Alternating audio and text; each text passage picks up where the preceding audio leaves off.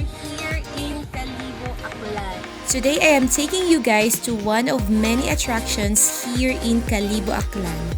Welcome to Bakhawan Nature Study and Ecopark. This mangrove reforestation was hailed as one of the exemplary forests managed in the whole Asia and the Pacific by the United Nations Food and Agriculture Organization. Amazing, right? Today we will be hosting with another vlogger, Pat! Yes! For today's vlog, andito tayo sa may Bakhawan Nature Study Ecopark Yay! with Ma'am Sushee And the one and only. The one and only. Dati, sobrang kawayan lang talaga to as in. As in, maliit lang siya na kubo yung pinaka-lobby area nila. Pero look at it right now. As in, wow. Let's go!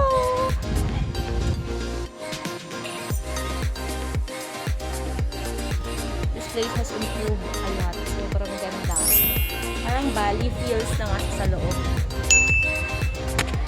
So before you actually come in, you have to register, of course. You're gonna take your body temperature. Students also get discounts, so you better bring your ID with you. 60 pesos ang Aklanon, ang non-Aklanon is 120 pesos. The student is 40. Sporty for students. Wow, may discount. So guys, if you're planning to visit Bakhawan Ecopark, 60 pesos guys ang discounted price for the Aklanon.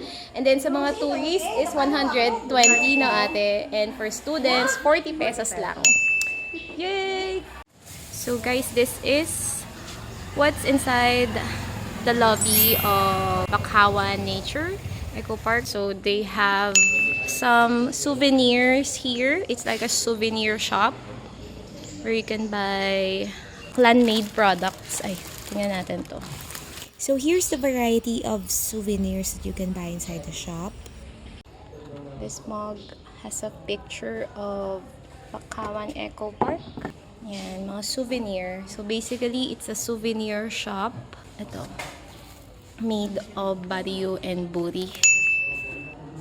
So they have shirt over here, and there's a picture of Bakhawan Ecopark. T-shirt, more souvenirs over here. They have hats from Bakhawan. I'm not sure kung magkano to. 150 pesos.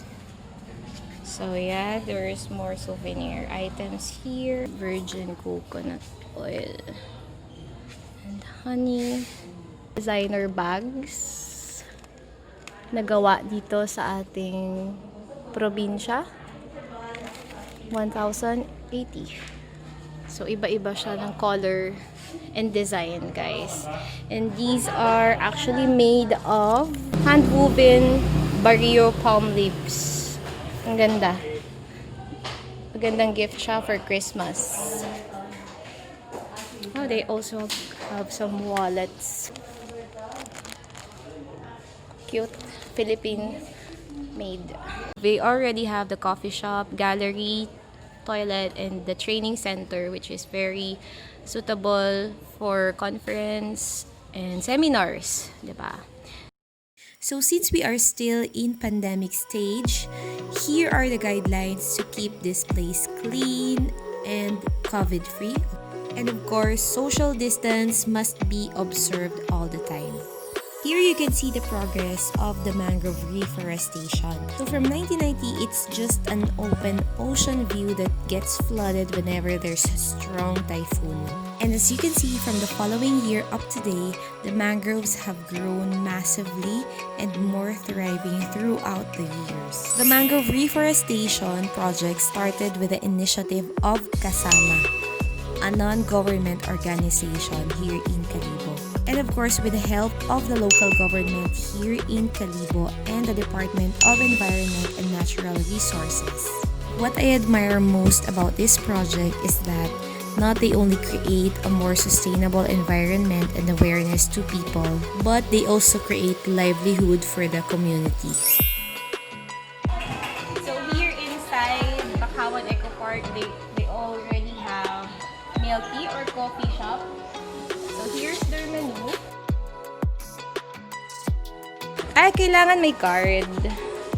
Nag-function ba to? Oo nga. So, ang galing. Meron na siyang automatic electronic card. Parang sa LRT, no, kuya? Yes, they have a meeting room or function room over there. Training center. And here's the map. Last year pumunta ako dito sa Bakhawan and as of now, yun, ang daming Allah. mga changes dito lang sa may lobby pa lang nila. Sa plant pa lang mga master. Ang ganda na, ang daming mga changes talaga. So mamaya, iikotin pa natin papunta dun sa may park yun, Sa mismo. pinaka-Bakhawan at mga trees. Yes, I'm so excited. So before, this floor used to be like scrap of woods going there. And look at it right now. As you can see It's now, furnished. yeah. Ganda ng sky. So those are baby mangroves. Siguro pinapalaki nila ba? It was very hot and sunny that day. Good thing there's a milk tea shop where you can buy refreshment before taking the 1-kilometer walk through the Mangrove Forest.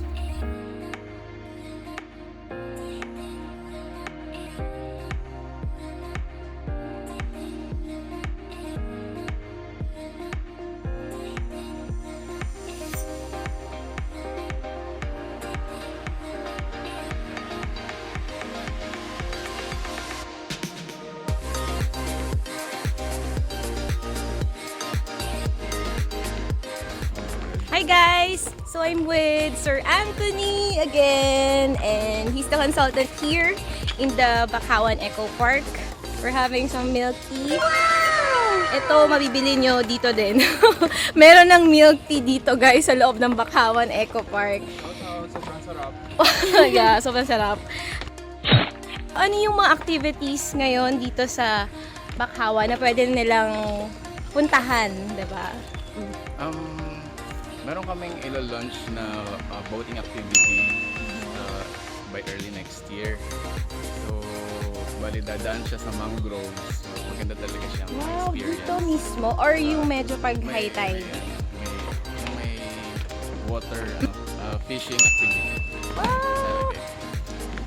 Ano yun sir? Yung parang mag-rent ka ng rod, tapos sa kanila na yung isda, syempre. Sa inyo na yun. Pwede kayong mag-rent din ng tent or kubo, ganun ba? Hopefully soon magawa na. Kasi parang syempre kapag nakapamingwit ka ng isda, pwede kayong have lunch, diba? Lutuin nila by the beach. Pwede ba yun sir? Ganun ba yung team nila? Meron namang ihawan dun eh. Yeah! Nakaka-excite naman yun. And by next year, okay na yung situation. Kasi ngayon, syempre, pandemic pa. Sinaayos pa lahat. Yun, sabi nila, it will take parang 20 to 30 minutes to finish this walk. Yeah, so parang 100 meters. 100 meters siya, guys. Tama ba? Hindi, green.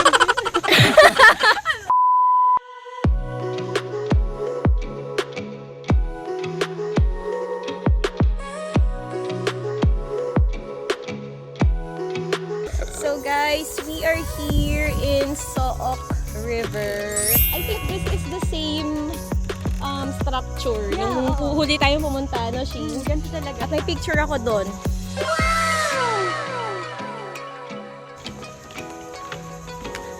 May mangilan-ngilan na turista na nag-iikot-ikot. May mga nagdi-date.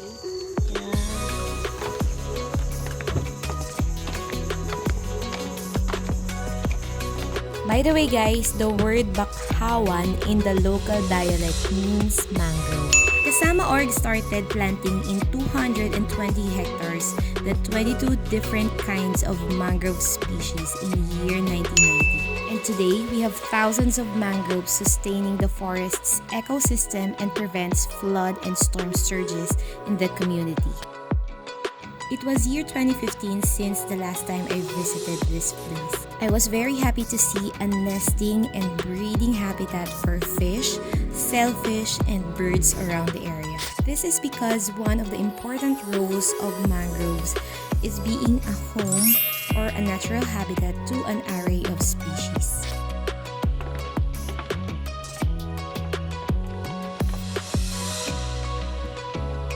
Parang trip ko daya. Ganda na dahil ko.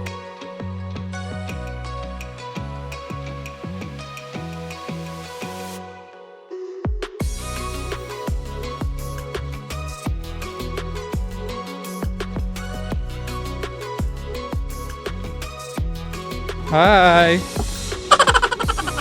Hi!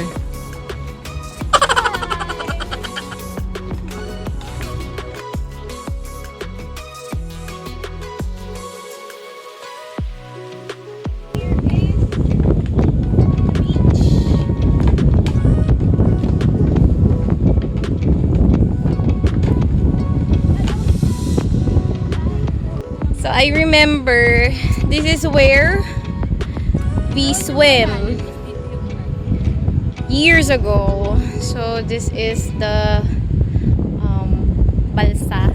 This is the place where you can jump from here to the water. And yes, they have an open bar. I'm not sure if you can buy anything from here.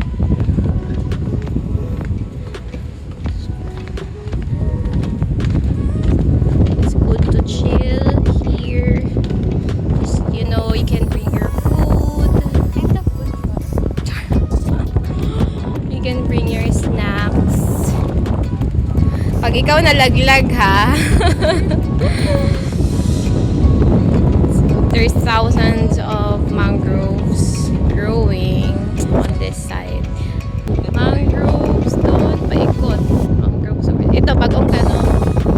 These ones are new plant mangroves, new breeds.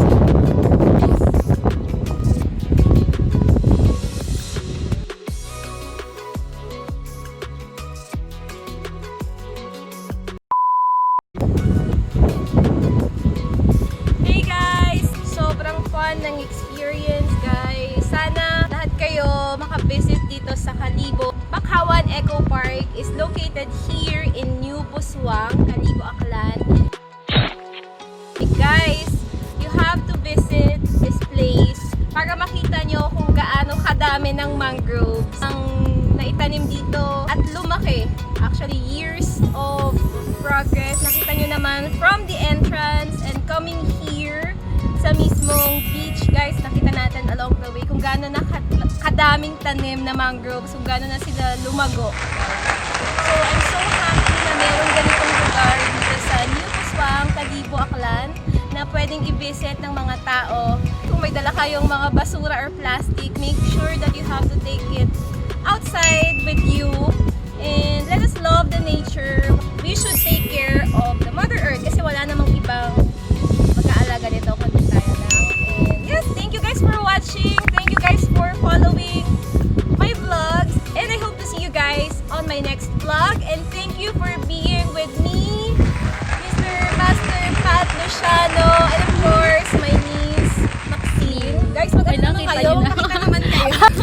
Hindi, ano ko. And shout out to all the Aklanon vloggers. Hi sa inyo guys. I hope to see you all soon. Thank you guys for watching and see you all again on my next video. Bye!